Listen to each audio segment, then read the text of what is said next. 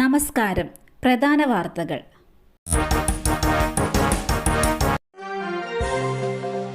IC Balakrishnan MLA arrest രേഖപ്പെടുത്തി ജാമ്യത്തിൽ വിട്ടയച്ചു.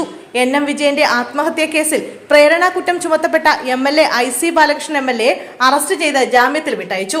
കോടതി ഉത്തരവുള്ളതിനാലാണ് അറസ്റ്റ് രേഖപ്പെടുത്തി ജാമ്യത്തിൽ വിട്ടയച്ചിരിക്കുന്നത്.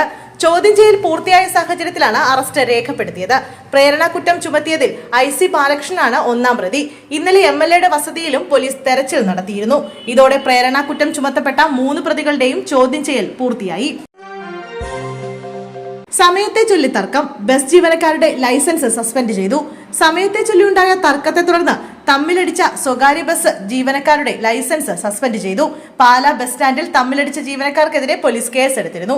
പിന്നാലെ മോട്ടോർ വാഹന വകുപ്പ് അധികൃതർ 2 വാഹനങ്ങളുടെയും ജീവനക്കാരുടെ ലൈസൻസ് സസ്പെൻഡ് ചെയ്യുകയായിരുന്നു. കോട്ടയം പാലാ റൂട്ടിൽ സർവീസ് നടത്തുന്ന സെന്റ് ആന്റണി, സീനായി എന്നീ ബസ്സുകളിലെ ജീവനക്കാരാണ് പാലാ സ്റ്റാൻഡിൽ തമ്മിലടിച്ചത്. കേട്ടാൽ അറയ്ക്കുന്ന അസഭ്യം പറഞ്ഞ ജീവനക്കാർ ബസ് കൂട്ടിയിടിപ്പിക്കുകയും ചെയ്തതായി പരാതിയിൽ പറയുന്നു. സംഭവത്തിന്റെ വീഡിയോ പകർത്തി യാത്രക്കാർ പാലാ പോലീസിനും മോട്ടോർ വാഹന വകുപ്പിനും അയച്ചു നൽകിയിരുന്നു. ഇതിന്റെ അടിസ്ഥാനത്തിലാണ് പാലാ പോലീസ് കേസെടുത്തത്. തുടർന്ന് മോട്ടോർ വാഹന വകുപ്പ് എൻഫോഴ്സ്മെന്റ് വിഭാഗം MVI PG സുധീഷ് അന്വേഷണം നടത്തി റിപ്പോർട്ട് സമർപ്പിച്ചു. ഈ റിപ്പോർട്ടിന്റെ അടിസ്ഥാനത്തിലാണ് നടപടി.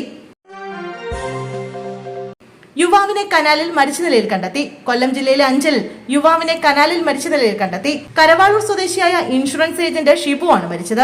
അഞ്ചൽ പുനലൂർ റോഡിൽ മാവിള ജംഗ്ഷന് സമീപത്തെ കനാലിലാണ് മൃതദേഹം കണ്ടെത്തിയത്. മൃതദേഹം കണ്ടെത്തിയ സ്ഥലത്ത് നിന്ന് 1 കിലോമീറ്റർ അകലെ ഷിബുവിന്റെ കാറും ചെരുപ്പും പോലീസ് കണ്ടെത്തിയിട്ടുണ്ട്.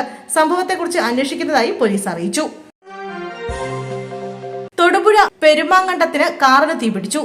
തൊടുപുഴ പെരുമാങ്കണ്ടത്ത് കാറിന് തീപിടിച്ചു. ഒരാൾക്ക് ദാരുണാന്ത്യം. പെരുമാങ്ങോണ്ട സ്വദേശി സിബിയാണ് മരിച്ചത്.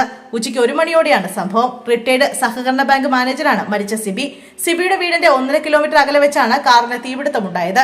തീപിടുത്തത്തിന്റെ കാരണം വ്യക്തമല്ല. ഫയർഫോഴ്സ് എത്തി തീ അണച്ചതിന് ശേഷമാണ് കാറിനുള്ളിൽ ആളുണ്ടെന്ന് കണ്ടെത്തിയത്. കാറിൽ തീപിടുത്തമുണ്ടായത് ആരുടെയും ശ്രദ്ധയിൽപ്പെട്ടിരുന്നില്ല. കടുവയെ ജീവനോടെ കൊണ്ടുപോകാൻ അനുവദിക്കില്ല. ശക്തമായ പ്രതിഷേധത്തിൽ നാട്ടുകാർ. വയനാട് മാനന്തവാടി പഞ്ചാരക്കൊല്ലിയിൽ കടുവാക്രമണത്തിൽ സ്ത്രീ കൊല്ലപ്പെട്ട സംഭവത്തിൽ ബേസ് ക്യാമ്പിൽ നാട്ടുകാരുടെ പ്രതിഷേധം. ദൗത്യം വൈകുന്നതിനാലാണ് പ്രതിഷേധം. കടുവയെ ഉടൻ വെടിവെച്ച് കൊല്ലണമെന്ന് നാട്ടുകാർ ആവശ്യപ്പെട്ടു. അടിക്കാട് വെട്ടിത്തെളിക്കണമെന്ന് പറഞ്ഞിട്ട് നടപടി സ്വീകരിച്ചിട്ടില്ലെന്ന് നാട്ടുകാർ ആരോപിക്കുന്നു. ഒരു സ്ത്രീയാണ് മരിച്ചത്.